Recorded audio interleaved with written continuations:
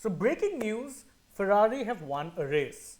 No, this is not a spoiler for the Canadian Grand Prix, but Ferrari in its first attempt in over 50 years has won the prestigious Le Mans 24-hour race. Now, for those of you who don't understand why this is a big deal, the triple crown of motorsport racing is three things: Monaco Grand Prix, Indy 500 win, and a Le Mans. Yes. So that means it's a big deal, especially for Ferrari, who are making a comeback into it after 50 plus years. I know, right? And Le Mans is not an easy thing to get, by the way. And if you're winning Le Mans, that means you're functioning, your team is functioning on a whole different level, because remember, this is a 24-hour race, which means you're on the go 24 hours. Drivers are on like a rotation type of shift. So are the engineers, and you have to work a lot for 24 hours straight. And if you're able to do that, I think you should be able to win F1 races as well. But see, that's the point, isn't it? They're not able to do that, and that's the thing.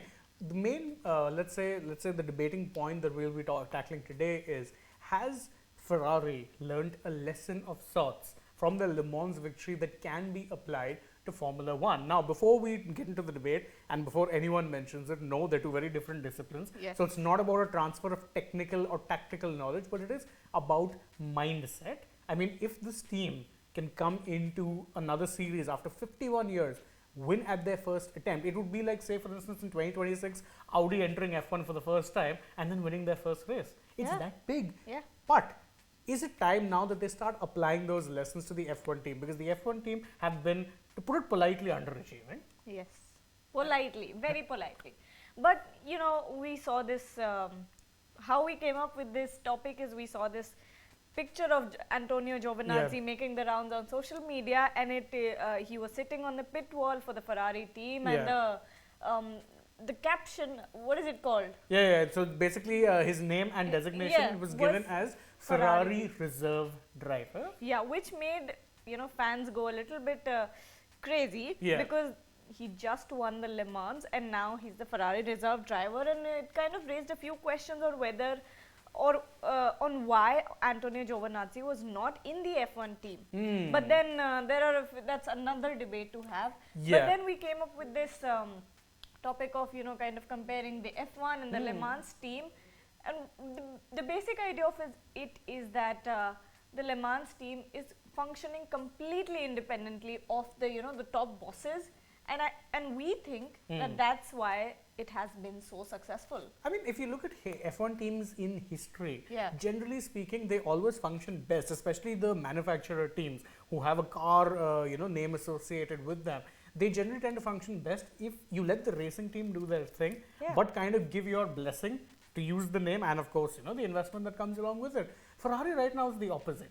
Because the amount of prestige that the Ferrari brand gets from Formula One, I mean, it made its origins in Formula One, so you can understand that, but they function with so much interference. And again, if you compare, say, successful teams, who are the most successful teams in recent memory? Red Bull, Mercedes. Both of them function as racing teams that have the blessing of their owner companies. Yep. You see this, right? You see this with Mercedes, you see this with Red Bull, that the team principal is the one who's calling all the shots, right? And they're partly owners of their teams as well. In Wolff's case, yes, 33%. Yes. But then look at Christian Horner as well. He's the boss of the Red Bull team. You note for a fact everything goes through him. Exactly. Even Aston Martin, for that matter, is someone who is a team that functions independently. But when it comes to Ferrari, and this is something that a lot of people have talked about, and even Horner has talked about this, when they were Helmut Marko exposing Christian Horner. And what basically Horner said is that the Ferrari team is a completely corporate setup, and that's what kind of the engineers and the team doesn't like about it, because it's almost like you're working in an office. There's no, all the shots are being made by these business people, right? Exactly. Who are good at business and not at F1. Exactly. But the real team is sitting on the pit in the garage, and they have no power. They are completely toothless. Exactly, and that's the problem when it comes to Ferrari. We talk about, it's too easy blaming a team principal. We blame Binotto, we blame the people who came before him. We sacked Binotto. Yeah, we got Binotto sacked. And now a lot of people I see are baying for Vassar's blood too. My point is, how much have you empowered the team principals? You haven't. everything in Ferrari is very corporate. In fact, there were rumors that when in the beginning of the season that Charles Leclerc took assurances that the car or on the car, not from Vasseur, he took it from John Elkann, who is the CEO of Ferrari Group, not the Ferrari F1 team. They know even nothing the drivers, about F1. Even the drivers know where the real power lays. Yes, exactly. I mean, that is so, when you think about it, when you think of it as a F1 driver or someone who's working in the F1 team, just the F1 team and not in the Ferrari office, that is so toxic for you, because you know, you have all these people sitting above your head calling all the shots when they know nothing about F1. Exactly. Right? And imagine how frustrating that would be, especially for the team principal, because people think you're the boss.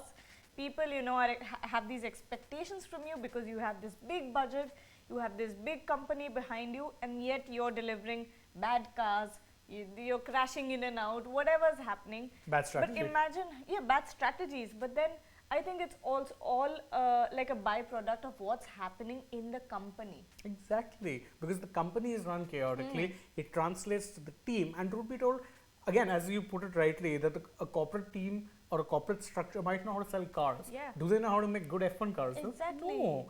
And now, to bring the comparison, or if you're wondering why it is we're bringing this comparison, I'll just give you a little bit of a detail as to how it is that the Le Mans race played out. So there was a point when the car wasn't starting. Yeah. Now, if something like that happens in an F1 team, for one, if the car starts, if it stops, then that's pretty much it. But imagine a similar problem occurring, there would be panic. Do you know what happened with the Ferrari team though? They had practiced for that eventuality. They stayed calm, got the car restarted, got the pit stop done properly. And by the way, pit stops in endurance racing are much longer than your box standard F1 ones where it takes 2-3 seconds. There, you're spending up to a minute and a half on getting the car ready. They got the pit stop done on time and they went on to win the race. You know what that shows? Clarity of thinking and clear execution of their plans. Two things that you have not associated with this Ferrari F1 team. That's something they really can learn from how it is that the Le Mans team functions. You know what I think it is? Because Le Mans is, I think Ferrari looks at it as a less important or an inferior inferior team than the F1 team, and that's why they've left it to, you know, kind of just function as your own and be your own little creature. But they're succeeding that way. Exactly. I mean, if you won Le Mans at your first attempt in 51 years, you have to have done something right, because again, it's not easy just waltzing in no matter what, let's say pedigree you may have. So for instance, people kept talking about that when Audi and Porsche enter, they have a lot of pedigree in sports cars. But sports cars and F1 cars are a different breed. Yet these guys ended up actually winning on their first attempt. So that's pretty impressive. It's very, very impressive. And it again begs the question, I'm like, why is it that they can't do that for the F1 team? Empower them. Let those guys, succeed or fail on their own terms. At least that way you can say as a company that, you know what, we gave them everything. Again, you look at how it is a Red Bull works. Again, I think the late Dietrich Mateschitz was probably one of the best F1 team owners, because he just left everything to the team. He put in the money. Yes, of course, he was in constant touch, and that it is also, of course, aided by the fact that he was someone who loved the sport, which is why he invested that much money, bought a second team. Then again, if you want to look at, there are a lot of teams that have had corporate structures. I think Toyota, one of those who came in the early 2000s, they were so corporate that things just end up going so poorly. Red Bull's predecessors were Jaguar, another team who did things the corporate way, got no success. Mercedes, when they came in, they realized, okay, we need to invest money. But beyond that, what they also did, they empowered the team to the point where the company, the parent company of Mercedes, Daimler, only owns 33% of the team. 33% is owned by Toto Wolff, 33% is owned by Ineos. So it's equally split among three partners. And their logic was that if someone like a Toto, who's also the team principal, is empowered enough that he owns part of the team, he would be wanting to work towards the success. That's a great approach. But Ferrari don't have that approach. The team principal is just another employee. And that is part of the problem. I know, and I think with F1, I think Ferrari as a corporate, as a company is under a lot of pressure on what, their brand images or, of course it is, it's Ferrari, but then it doesn't mean you're going to micromanage your F1 team, because that's not helping anyone, that's not helping your image, that's not helping anything for that matter. If you're going to micromanage an F1 team while you don't know anything about F1, it's just going to, backfire for you badly, and it has for the past 4 years now. Longer than that, I would say. Don't forget the last time. I think 2007 was the last time they won a World when Drivers' Schumi Championship. was- No, Kimi Raikkonen. Kimi Raikkonen. He won the last World Drivers' Championship, and the last world title they won was 2008 when they won the Constructors' Championship, but they lost the title to Hamilton and McLaren by 1 point. So that was the last time. But again, since then, 2008 to 2023, that's a gap of 15 years. They're not winning anything this year. What changed back then and now? Well, they lost. Between the years. If you ask me, that's an interesting question. Yeah. But you remember when they had that era of domination, they had 3 men, and of course, you had a great driver in Schumacher, but you also had the likes of Jean Todt and Ross Brawn. Now, both of them were very, very good at keeping Ferrari's top level politics away from the team. So they let the racing team kind of get on with their thing, which is why they had that success. They started winning races again in the late 90s, won 5 titles on the trot in 2000, 2004. That's because these guys ensured that the corporate side and the racing side stayed separate. See, that's the whole problem. No, that's what. It's not a coincidence. It's just not a coincidence at this point. Exactly. I mean, why are teams like Toro Rosso or Alpha Tauri now are not working because they have a similar kind of setup like Ferrari. Exactly. In fact, they don't. I mean, they have a lesser budget too. Lesser budget, I think. And they serve a purpose also of like getting drivers ready for Red Bull in that sense. But if you're looking at them, I think another good example for that matter is Alpine. Yeah. They're the Renault Works team, and there's so much interference. Interference never works. It never works. Daniel Ricciardo talked a lot about this. He did, yes, he did. In fact, it says a lot that he was a podium finisher with the team, yet bolted to the first chance he got. Yeah, exactly. Because he would have been used to the Red Bull way of things, which is very independent, sort of, figure out your own stuff. It was the exact opposite for him at Renault. What happened? Ferrari need to learn from that. Yeah. So the conclusion was keep corporate and F1 aside, please.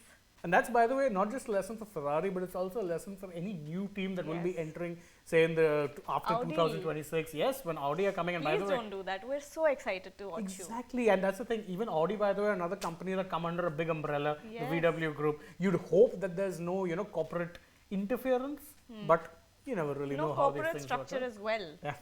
Find someone like a Toto Wolff. Give him some shares. Give him some shares. Tell him team succeeds, you make more money, my friend. I think what else plays in here, what plays a part here is Toto Wolff feels a responsibility towards his team because it's his team, it's his baby. In fact, that's the thing also, remember, he is on a contract for the team principal role, but he also owns the team. So tomorrow, if he quits his team principal, you know for a fact that he's still going to be an owner unless he chooses to cash out, which to be told, I doubt. I don't think so. That's not happening, but that's the key. Let the corporate side stay one way, let the F1 team function in another. Ferrari, that's a lesson for you guys from Le Mans. If any one of you all are watching, I hope this is a message that gets to you. For now though, we both will take your leave, but thank you guys for joining us. If you enjoyed this video, don't forget, like, share, subscribe, tap the bell, leave us a comment as well. Do you think Ferrari should learn similar lessons? Also follow us across social media and don't forget to download the SportsTak app. Absolutely. Right now though, from Gargi and me, it's bye-bye.